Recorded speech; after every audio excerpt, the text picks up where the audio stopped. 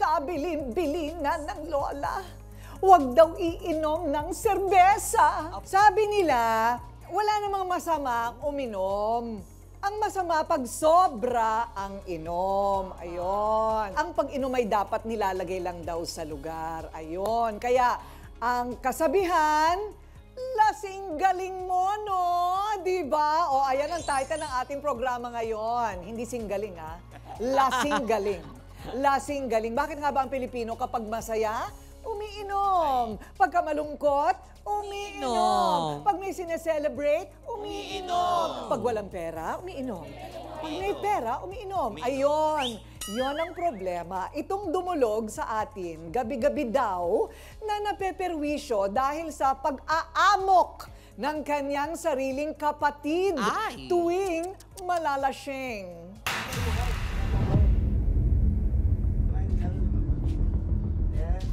Nakakainis po, grabe. Pag araw-araw po niyang ginagawa sa araw-araw po ng buhay namin dito, sobra po. Kung alam niyo lang po na yung mga kapitbahay po dito, yung mga may pasok po na umaga, lalo na po ako na may maliit po ako, bagong panganak lang, hindi rin po ako nakakatulog sa magdamag. Visit na po talaga yung mga kapitbahay dito, sobrang perwisyo niya. Bakit po wala ka? Nakainom tayo. Lagi po siyang nangungutang dito ng alak. Sa katunayan nga po, tuwing umaga, imbis na magkape siya, diretso ng alak. Eh, sabi ko nga sa kanya, kung wala ka ng pambili ng alak, pwedeng huwag ka na lang mangutang. Ayan, si Michael ang nagre-reklamo. Michael, anong problema mo, Michael? Hindi naman po sa ma'am. Okay lang siya uminom sana. Ang nangyari, pagka nasobrahan na ho iba na ang pag-uugali. Okay, ilan taon na si Manny? 47 no? 47 na, may pamilya na. Yun ang problema dyan, ma'am. Kasi iniwalayan ng pamilya yan Pareho kayong magkapatid, nandun pa rin kayo sa tatay nyo. Sinong nakikitira kanino? Bali po, ang isang bahay namin, isa lang ho yun, pinag-iwahiwalay namin. Ikwento mo nga sa amin ngayon, gaano ba kalala ang paglalasing ng iyong kapatid at napeperwisyo kayo masyado? Example. Hindi lang po sa amin, ma'am pati ho sa ibang tao, sa mga kapitbahay namin. Minsan pag lasing na siya, nakahubad, walang damit. Lalabas pa sa ng kalsada. Siyempre, nahiya naman ho kami, mga kapatid niya. Kasi ako, nagtatrabaho ma'am sa barangay. Street sweeper ho ako. Ganun. Siyempre, naano ako sa mga tao. Minsan sinasabi sa akin, kapatid mo, Michael, pag lasing na lasing ka na, huwag ka nang lalabas ng bahay. Hindi magpasensyo ka pa dyan sa kalsada. Okay. Isa pa ho niyan, ayaw ako pakinggan. Kasi suwayin ko yan, ma'am. Wala rin Kaya kami, nagsawa na. Okay. Yun naman kasalanan Hanggang na nagubad siya. minsan nagpapangabot kami sa away. Oo. Okay naman ho yan nung buo pa yung family niya. Okay. So ngayon, naninira ba? Naninira sa bahay? Hindi naman, ma'am. Okay. Hindi naman. Okay. Ang lang niya, yung panay niya daldal, kung ano-ano, na walang kabagay-bagay. Maliban sa nanggugulo, masama yan sa kalusugan niya. Wala pa bang sakit? Minsan, hindi namin na, kung may naramdaman siya. Hindi naman siya nagsasabi sa amin. O yung tatay mo, ilang taon naman? 72. 74. O may edad na rin. Ayaw na rin ng gulo niyan. Siyempre, hindi ba, magpapahinga na lang sa gabi. Ano yan, buong araw umiinom? Ay, hindi lang po buong araw, araw-araw. Buong araw, araw-araw. Alam mo, Buong araw-araw. Yun. Oo. Oo. Hindi, kasi yung ganyan, meron talaga epekto sa liver yan. Meron talaga yan, At saka Ate Corinne. kidney yung araw-araw. Opo. Tapos, pagka nagkasakit, kayo rin ang mapeperwisyo. Tama. Kayo magpapa-ospital. Siyempre, sino po bang, hindi rin kami. Correct. O anong sinabi niya pagka sinasabihan ninyong tigilan na ang pag-iinom? Wala, parang nag-ano sa sarili niya. Kung anong nangyari sa'yo, kung tumino ka, kahit pa paano, matutuwa ang pamilya mo, hahanapin ka ng mga anak mo, pupuntahan ka. Wala, kung nakikitang ganyan ka, binabaliwala ka na. Eto na ngayon ang nirereklamo. O handa na ba kayo? Wala raw katotohanan ang mga paratang sa kanya na siya'y isang lasinggero. Ha? Nagsasaya lang daw siya sa buhay. Manny, pasok Manny! Ayan. Hindi ako minsan tinutulungan ko anak ko. Pag may trabaho ako, nagbibigay ako. Hindi yung sabi dapat mo, lang. ngayon lang Anak ako, mo yan eh. nawalan ako ng trabaho. Kaya minsan, Ano lang ang gagawin mo? pero hindi yung sinabi mo, Ganun ka na pinabayaan ko yung mga pamilya ko, anak ko. Ano ba?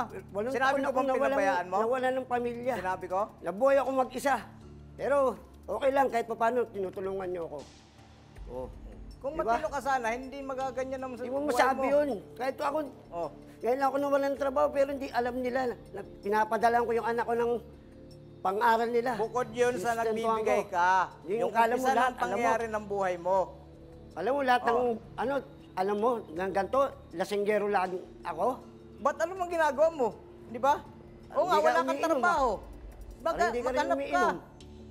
Parang hindi ka rin umiinom, ah. Oh, umiinom ako. Yung Nakatapos sasabihin ko mo ng na, trabaho. hindi ka umiinom.